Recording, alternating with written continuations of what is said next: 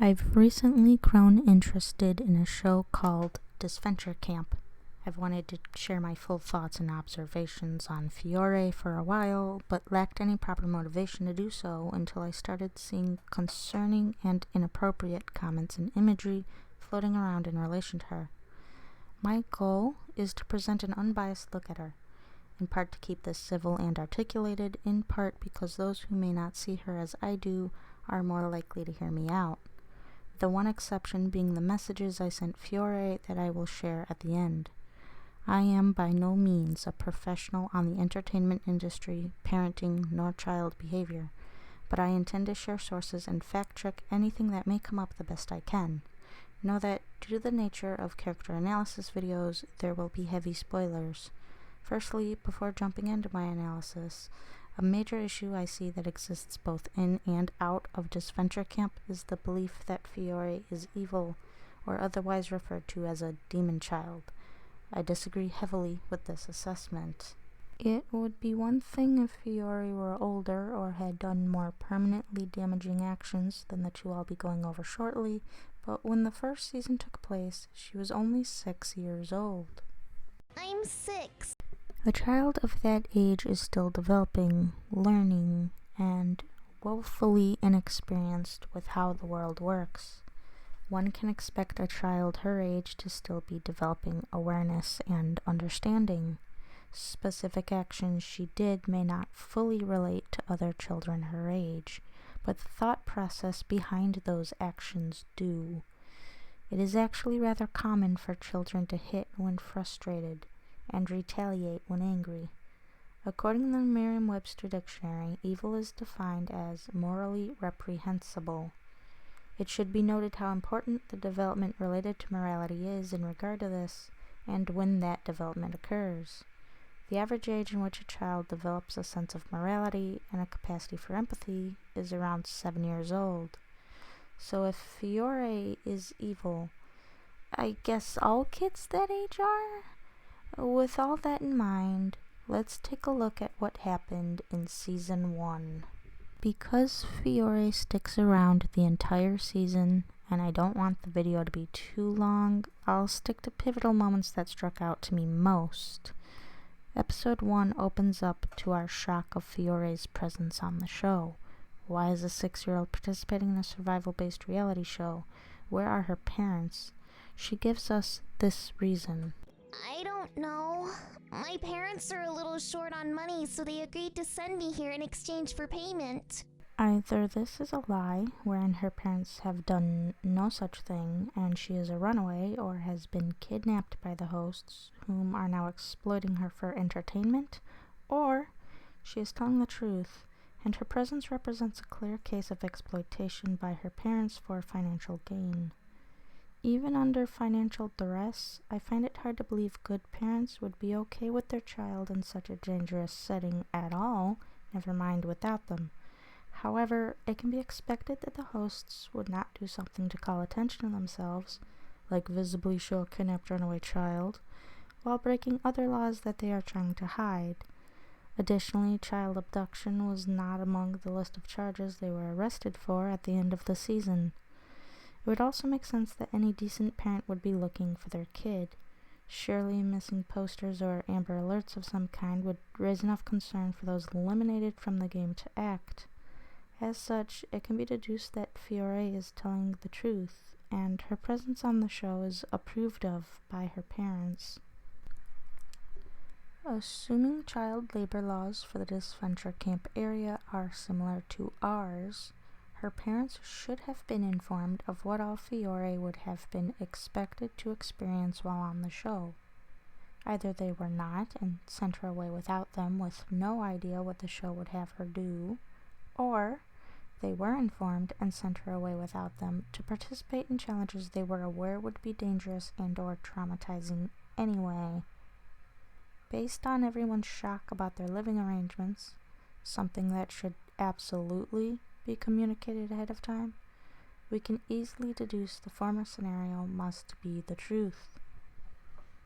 An additional oddity from this situation is how comfortable Fiore seems among this group of strangers. A 6-year-old child typically can't go more than a few days without their parents' presence without it disrupting their emotional development. I can only think of 2 scenarios for what the reason is. Either she is familiar with being away from her parents for longer lengths of time due to multiple previous experiences, or she has emotional detachment from her parents already, and as such is no more attached to them than she is with strangers. In episode 2, she hits Will. It needs to be acknowledged that before she hit him, Fiore did attempt to be diplomatic. It's only when diplomatic strategy failed that she resorted to hitting him. It shouldn't be expected of a child to know how to properly approach a situation where diplomacy fails. As previously spoken of, it's also common for a child to resort to hitting when frustrated. While it's understandable and natural for Will to be taken aback and upset at the action, his responses and actions afterward were improperly handled. By being more direct with Fiore and holding better eye contact with her after getting hit, he grants her more attentiveness than he was before she hit him. This shift of attentiveness provides false confirmation that Fiore's actions were appropriate in helping to solve the issue. Her response of, "I don't owe you an explanation," despite giving him one, raises an eyebrow for me as it gives the feeling that she's parroting someone who has used the response on her. Cutting ahead to episode 4. Fiore is told to go to sleep by Lil, and Fiore verbally complies. Lil means well and is in the right about Fiore needing proper sleep, but is not her parent, guardian, chaperone, or anyone else with actual authority over Fiore. Only Trevor and Derek have that right now. Naturally, Fiore is upset about being told what to do by a practical stranger. She retaliates by stealing and burning Nick's and Ashley's belongings and framing Lil. Honestly, the belongings getting burned wouldn't have happened if proper fire safety had been followed. Fires should never be left unattended, nor should children be left by a fire unattended. While the last one present is typically responsible for dousing the fire before leaving, it's inappropriate to expect Fiore to be the one to put out the fire, and equally irresponsible to leave a fire burning overnight. Lil is a scout leader and should have known this, so she should have doused the fire before returning to the tent. In both these instances, Fiore misbehaved and needed to be corrected. The best time to have corrected her behavior was immediately after, but the corrections were mishandled. Jumping forward to episode 9, we have a conversation held prior to the challenge. A conversation in which Fiore admits to having a poor relationship with her parents. Her exact words go as follows. No matter what you do, your parents will never love you. Why do you think that? I know from experience. What experience can a 6-year-old have? We all have problems, Grett. My mother never loved me, and I know her life would be much better if I never existed. She's told me she thinks I'm a monster. I know she's right, but it still hurts to hear. This could be a lie, sure, but what's the benefit in this kind of lie? Her confessional following the conversation has her alluding to the admission as factual as well, and there's inarguably no need to lie to the audience. Yeah, enough about my crybaby backstory. I'd like to briefly bring up the illusory truth effect. This phenomenon is when people start to believe things that are repeated to them, even things that they should know as false. Should Fiore's mother indeed be repeating these things to her, it's reasonable to think that she believes it and has started unconsciously acting the part in a self-fulfilling prophecy kind of way. Episode 12 opens to a scene where the remaining competitors are given letters from home. Fiore shows no interest in the letter, then immediately burns it after Alec hands it over. When a child claims to hate their parents, it may be taken as a sign that they are just testing boundaries, but that's not how this interaction plays out, because she claims she doesn't hate them, she's just not interested. This isn't boundary testing behavior, it's detachment. We are born hardwired to attach to our primary caregivers. Fiore's lack of attachment could be caused by various different reasons. My initial search for reasons on why she may be detached, however, showed some concerning results. Results that had me thinking back to episode 9's conversation and the first episode where Fiore gives her explanation for why she's here in the first place. Later on, when Alec is eliminated, she gives this reason first. Alec, I really liked you, and that's dangerous. Because feelings are for weak people. This is abnormal for Fiore. For so much of the season, she was strictly logical and impersonal. It would be expected for her to give a logical reason here, and she does have one in that Alec would be a more difficult opponent to defeat over Ellie. So then why share that reasoning first? And what is implied? My deduction here, based off a confessional from the prior episode and her wording in her reasoning, is that she has realized she is getting emotionally attached to Alec, is scared of the implications, and is trying to detach however she can for self-preservation. Looking at all the provided breadcrumbs of information, there's an unpleasant implication that she has avoidant attachment. The last pivotal moment for Season 1 is the incident that occurs during the finale. In her attempt to get the tampered engine of her go-kart to continue working, it explodes, launching the go-kart and Fiore directly into a tree. Fiore isn't crying, but that doesn't mean she isn't in pain. Her facial expression, remarks, and irritation are all indicators of pain. She is also either burned but managed to cover it up somehow later on, or is covered in grease or oil, which can cause skin irritation if not burns. She is clearly hurt and even calls for help. Nobody makes a move to help, dismissing her injuries due to not liking her. This is not an excuse. Somebody having a high enough pain tolerance to not cry isn't an excuse for dismissing an injury either. On the contrary, she is told she can help herself, a variation of "I'm not going to help you." She is then told that she got what she deserves. I can't excuse or defend this. There is no angle here that makes this look any better than how I've framed it without stripping away or ignoring the lack of morality issue. Season 1 ends, but Fiore returns 2 years later for Season 3. Season 3 opens with the cast being collected, and the audience is given a look at how each has been doing. Fiore is picked up from a boarding school.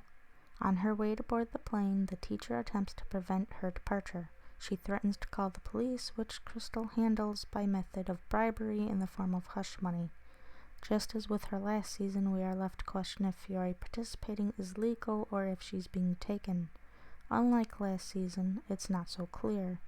The hush money could be to keep out of legal trouble for taking Fiore, but it could be just as likely for preventing a delay with the season to deal with the police.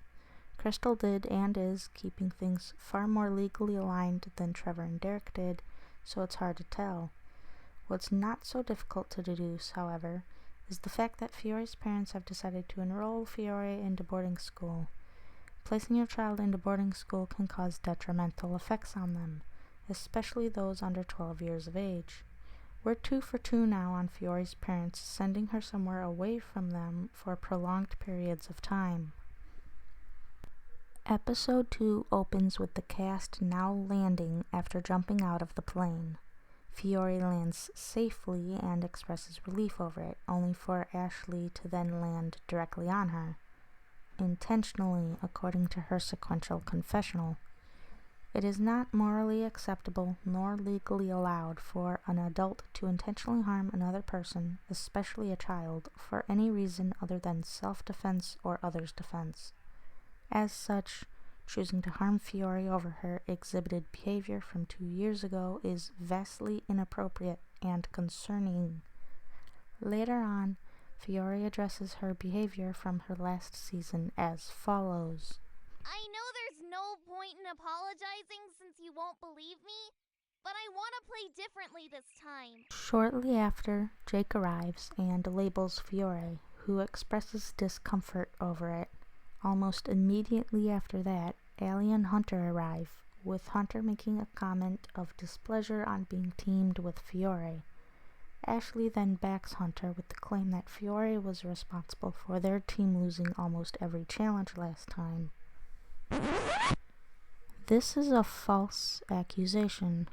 Not only was Fiore not at fault for a single loss their team had, but she was also directly responsible for 2 of her team's victories.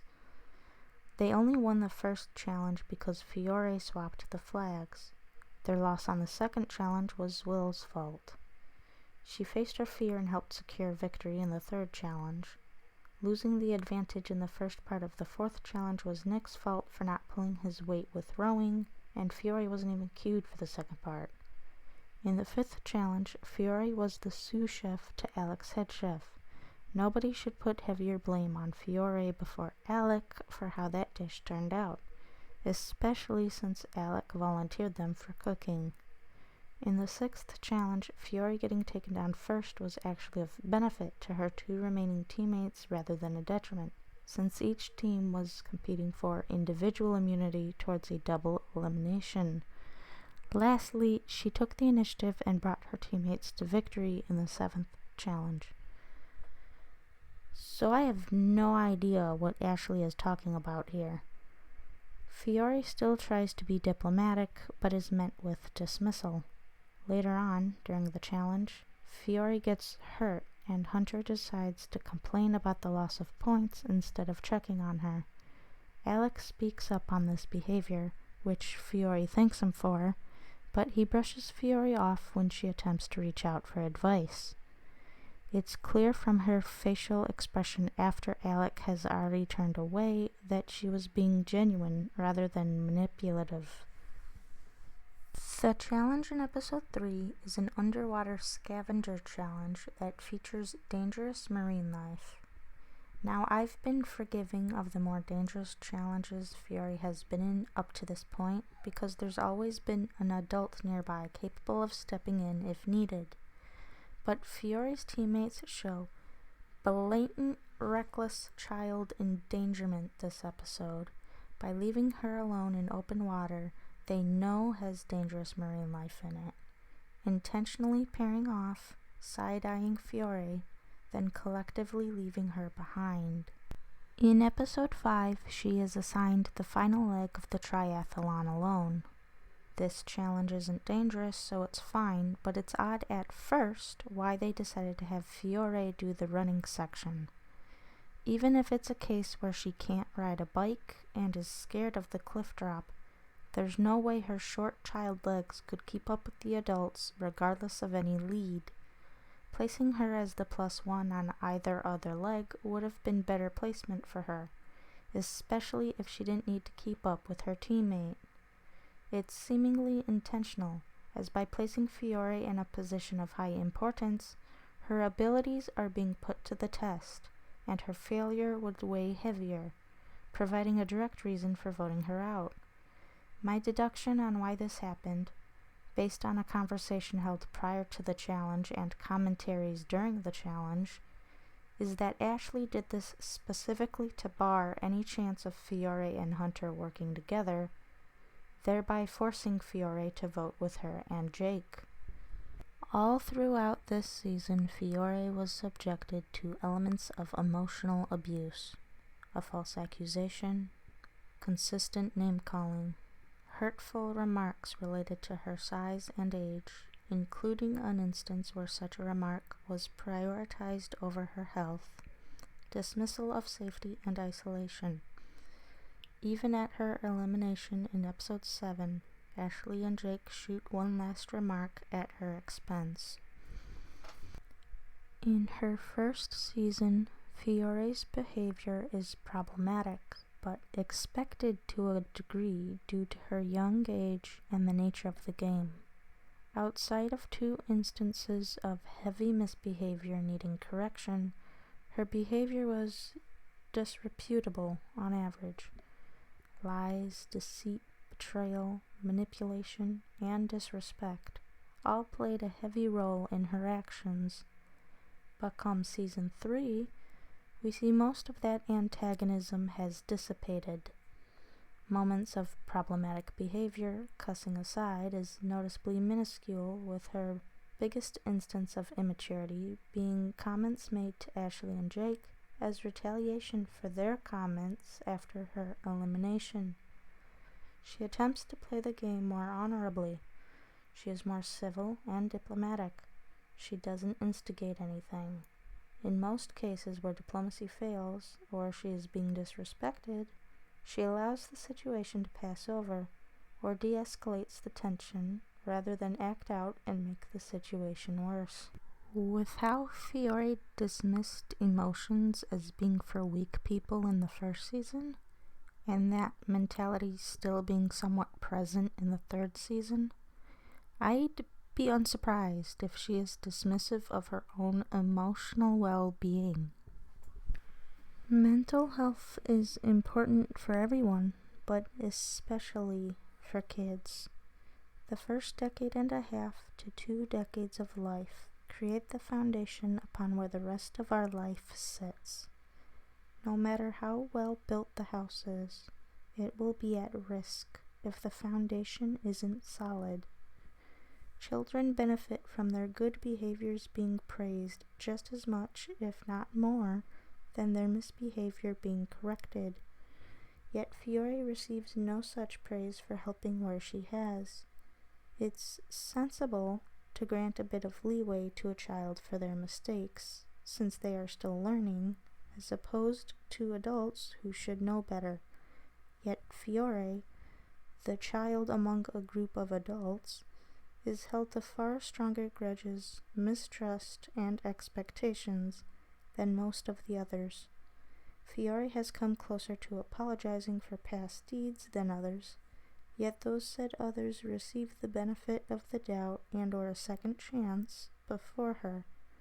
Slights made against her are so readily dismissed, and her safety so callously treated. Children learn a lot from our example. So what exactly is Fiore learning from this experience? While it's fair and encouraged to be constructively critical of a person or character, or to say you don't like them, it's very different to be aggressive or likewise. It's just a character, so what? Isn't a good defense. It doesn't matter if it's an animated figure, fictitious, or a real person. Your words are damaging not just to the subject you target, but anyone, including and especially children, that may deeply relate to said subject. Even worse, in the event Fiore is abused and abused kids relate to her, the last thing they should ever be exposed to is content that suggests it's deserved. Adults should know better, so be better. With all that said, I hope this video helped share a new perspective on Fiore. Let me know if you'd like to hear more from me on other characters. Now, as promised, I'll present the messages I sent to Fiore and her responses.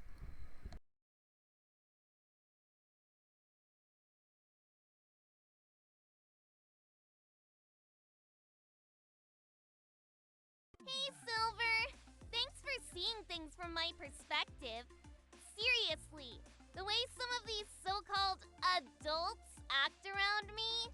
Pathetic. They treat me like I'm the villain right off the bat, even though they're the ones that should know better. It's not my fault they're so stupid to fall for my tricks. I just played the game like everyone else, only smarter. And therapy? While I appreciate your concern, I'm fine. I'm sure Allie, Ashley, and Jake could use it more. Appreciate the support. It's nice to know someone gets it.